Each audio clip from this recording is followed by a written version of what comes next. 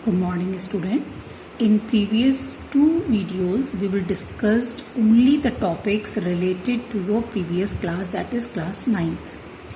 From this video, we are going to start new topics. They are related to only class 11th and 12th. First is uncertainty in the measurement. एक बात का बहुत clearly ध्यान रखिए कि जब हम केमिस्ट्री में रिजल्ट्स डिपिक्ट करते हैं प्रैक्टिकल के, तो हमें ऑनेस्टली अपने रिजल्ट्स देने होते हैं. Whatever is result they are. ये नहीं करते हैं कि हमें अगर किसी तरह से ये पता चल जाए कि करेक्ट आंसर क्या है तो हम उससे मिलाने की कोशिश करें.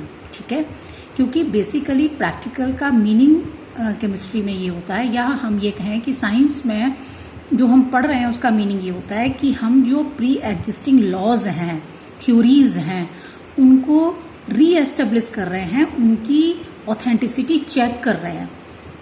अगर रिपीटेड एक्सपेरिमेंट से आपको लगता है कि आप सही कर रहे हो, लेकिन ये प्रीवियस थ्योरी, एग्जिस्टिंग थ्योरी में कुछ गलती है, तो हो सकती है वहां कुछ गलती हो. This is the reason you should be very honest to give your results. Never try to copy the result any how.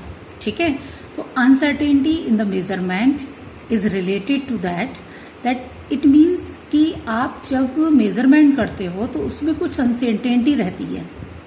क्यों रहती है अनसर्टेनिटी? इसके कई रीजन होते हैं. आप जो अपरेटस ले रहे हो उसमें कुछ गलती हो सकती है, वो एरर हो सकती है उसमें. नेक्स्ट, आपकी पोजीशन ठीक नहीं है. जैसे मैंने उस दिन आपको ब्यूरेट में बताया था, अपर मेनिस्कस एंड लोअर मेनिस्कस. एक बार गलती से केयरलेसली आपने अपर देखा, बाद में लोअर देखा, चेंज हो जाएगा. ब्यूरेट में लिक्विड जब नीचे आ जाएगा तो एक बार आपकी आई के ठीक सामने है, एक बार आई से ऊपर है और एक बार आई से नीचे है. तो इन तीनों केसेस में मेजरमेंट अलग हो जाएगा. तो इस तरीके से जो हमारे मेजरमेंट होते हैं प्रैक्टिकली उनमें कुछ एरर होती है.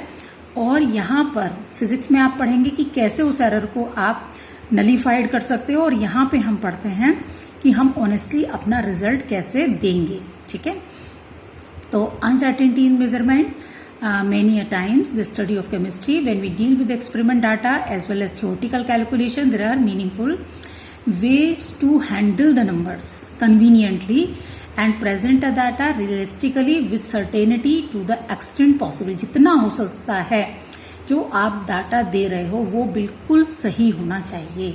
अगर मान लीजिए मैं एक जो आपके पेंसिल बॉक्स में स्केल होता है उससे हम मेजरमेंट कर रहे हैं, ठीक है, तो उसमें 1 सेंटीमीटर और 1 centimetre is further divided into 10 parts. That means उसका लीस्ट काउंट 1 मिलीमीटर है.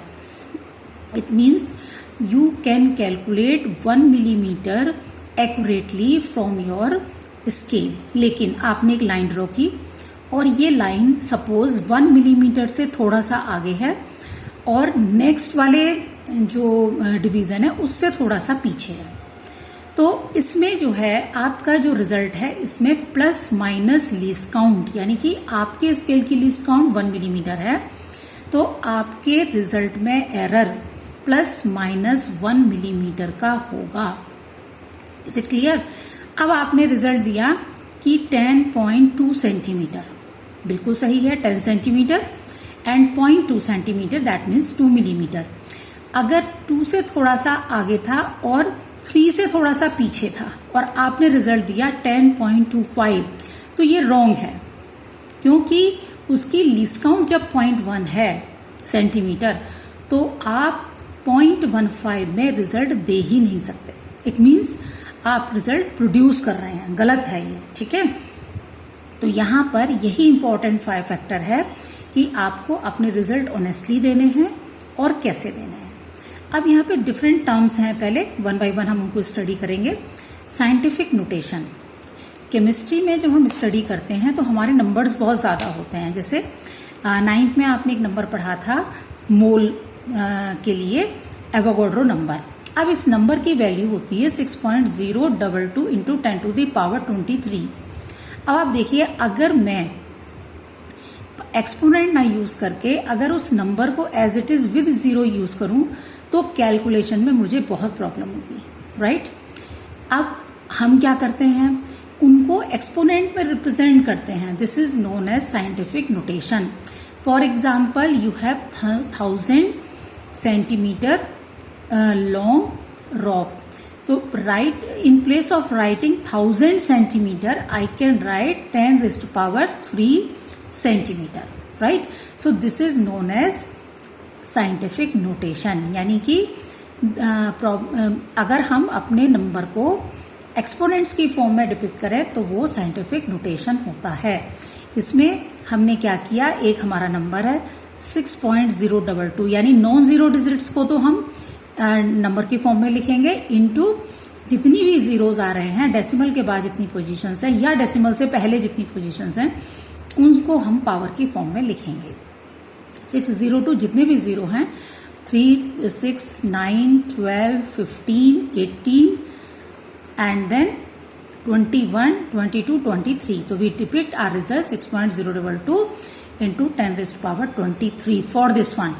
अब यही रिजल्ट 0.0000 करके है, तो उसी तरीके से आप इसको रिप्रेजेंट करेंगे माइनस लगा के. Suppose this one is count the zeros and write in terms of minus. So अगर हम अपना रिजल्ट, अपनी वैल्यूज को साइंटिफिक नोटेशन में लिखते हैं तो लिखने में शॉर्ट होता है, आसानी होती है और हमें कैलकुलेशन में भी आसानी होती है. So this is known as scientific notation. अब हमें यह सीखना है कि अगर हमारे पास नंबर साइंटिफिक नोटेशन में है तो हम मल्टीप्लिकेशन और डिवीजन कैसे करेंगे. जनरल रूल है, ये आप सब जानते ही हैं, बहुत सिंपल है. 5.6 10⁵ और 6.9 10⁸8. तो एक्सपोनेंट्स वन स्टेप बिहाइंड चलते हैं. 5.6 6.9 का मल्टीप्लिकेशन हो जाएगा और पावर आवर्स में ऐड हो जाएंगी. अगर इसमें से सपोज नीचे आइए 6 9 माइनस में पावर्स हैं तो माइनस के दोनों ऐड हो जाएंगे, माइनस की 8 हो गई और इन दोनों का मल्टीप्लिकेशन हो गया. अब आपका रिजल्ट आ रहा है 24.50, यानी कि एक ये प्लस की पावर हो सकती है तो एक इसमें से हमने माइनस कर दिया, यू गेट -7.